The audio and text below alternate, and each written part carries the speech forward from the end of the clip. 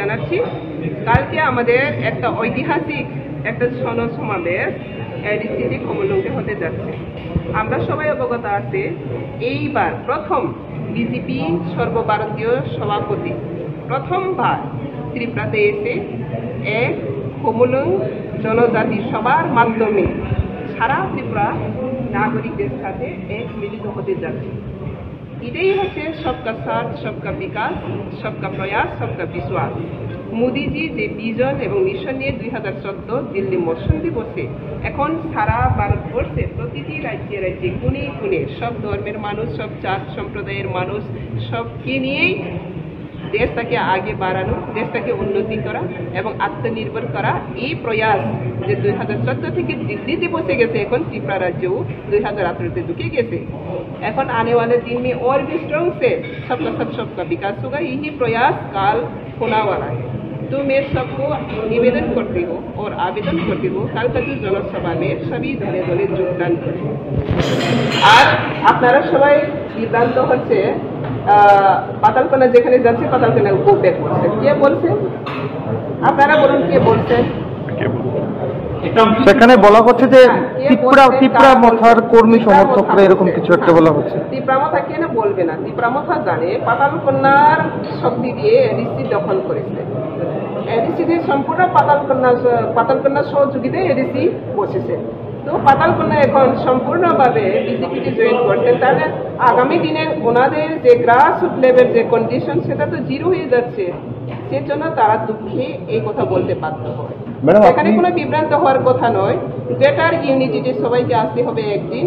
প্রদীপজিকেও আমি বারবার আপিল করছি, আপনারা নিশ্চয়ই আমার ফেসবুক ফলো করছে, ফেসবুকে আমি বলছি বারবার সালজি বিহেভিয়ার করবেন না। যেখানে আমাদের সর্বভারতীয় যে নেতাজি আছে এখানে হত্যা করে কিচ্ছু হবে না। আমরা মনে আছি সবাই, আপনাদের সবাই মনে আছে যখন প্রথমবার নরেন্দ্র মোদীজি আমাদের ত্রিপুরা রাজ্যে এসেছিলেন তখন রাজবাড়ি থেকে ব্ল্যাক বেলুন ফুটিয়ে ওনাকে তিরস্কৃত করেছেন যাতে এইরকম না হয় দুবার। উনি চেষ্টা এখনো করছেন কিছু গন্ডগোল করার জন্য, সেখানে গিয়ে গ্রেটার ত্রিপুরাল্যান্ড স্লোগান করার জন্য। সেখানে কি দেখা যায়? সেখানে কিছু গন্ডগোল করার জন্য সে চেষ্টা করছেন।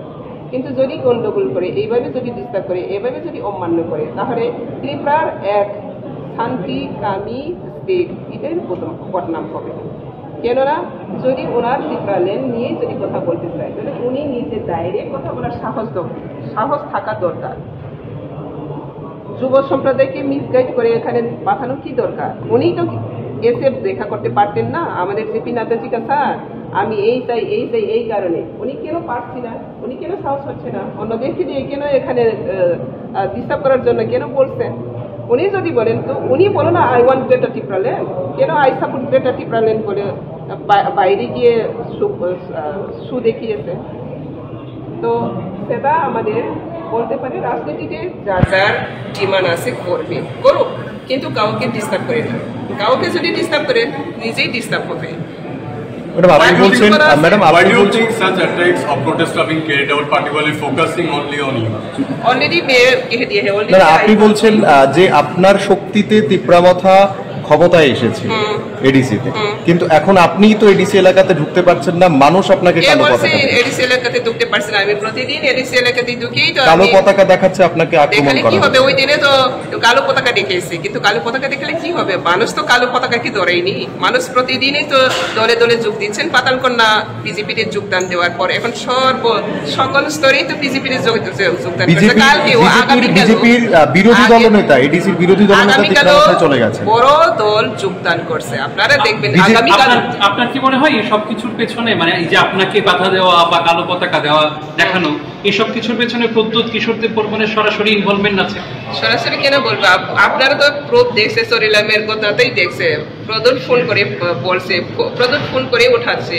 আবার যারা এখানে প্রটেস্ট তারাই বলছে আমরা মহারাজা অর্ডারে এখানে বয়কট করছে। সেটা তো মহারাজা প্রদোৎ সব সময় তো ওনার ভাষণে বলেই থাকে। তো ওনার যারা ক্যাডার আছে তারা তো বলবেই, সেটা তো প্রমাণিত। শুধু আমি বলছি না, ওনার আমাদের ডেপুটি সিএম আমাদের জিষ্ণুজি উনিই তো বলছেন প্রকাশ্যে। তাই তো এটা তো আমার বলা তো থেকেই শেষ হচ্ছে বলে আপনারা ধরে নেন। কারণ সাহস নেই কালকে মিটিংকে ডিস্টার্ব করার জন্য। কিছু সন্ত্রাসী লোক ডিস্টার্ব করার চেষ্টা করবে, কিন্তু কালকে টের পাবে কি হবে। ম্যাডাম, আপনাদের বিরোধী দলনেতা এডিসির যিনি রয়েছেন, উনি তিপ্রামথায় যোগদান করেছেন, কি বলবেন? দেখো, সব জায়গাতে কিছু ব্যক্তিগত প্রবলেম আছে, তার ব্যক্তিগত প্রবলেমের জন্য সে গিয়েছে। তার জন্য এই নয় যে উনি পার্টির সাথে কোনো বিরোধ হয়ে উনি যায়নি। কারো কারো ব্যক্তিগত প্রবলেমের জন্য কখনো ইডার ইন্টার হয়, সেখানে আমাদের কিছু বলা নেই এবং কিছু ইফেক্টও হচ্ছে না, হবেও না। কালকে যোগদানের কি কোনো রকম সম্ভাবনা রয়েছে? যোগদান তো বড় মাত্রার যোগদান হবে, অলরেডি রেডি, আপনারা কাল দেখবেন। আরো হচ্ছে যোগদান, প্রতিদিনই যোগদান হচ্ছে। এই যোগদানের জন্য তো প্রচুর যে জেলাস হয়ে আমাকে প্রতিরোধ করতে চেষ্টা করে, কারণ সবাই জানে পাতাল কিনার যেখানে পা দেয় সেখানে পাতাল কিনার ফলোয়ার্স যে কোনো পার্টিতেই আছে। বিজেপি আসার আগেও যখন আমি এনজিও করতাম তখনই কিভাবে করেছিলাম আপনার সবাই অবগত আছে। কমিউনিটি কত জমায়েত হচ্ছে, সেই জেলাতে কিভাবে হাঙ্গামা করছে। তো এখন তো বিজেপিতে জয়েন করছে, সর্বভারতীয় সবচেয়ে বড় পার্টি, তো সেখানে তো বলা কোনো অপশনই নেই। সেখানে তো হচ্ছে, প্রতিদিন হচ্ছে, আবার হবে। এবং 2023-এ বিজেপি সিঙ্গেল দাঁড়ালে সরকার বড় মাত্রায় আসবে।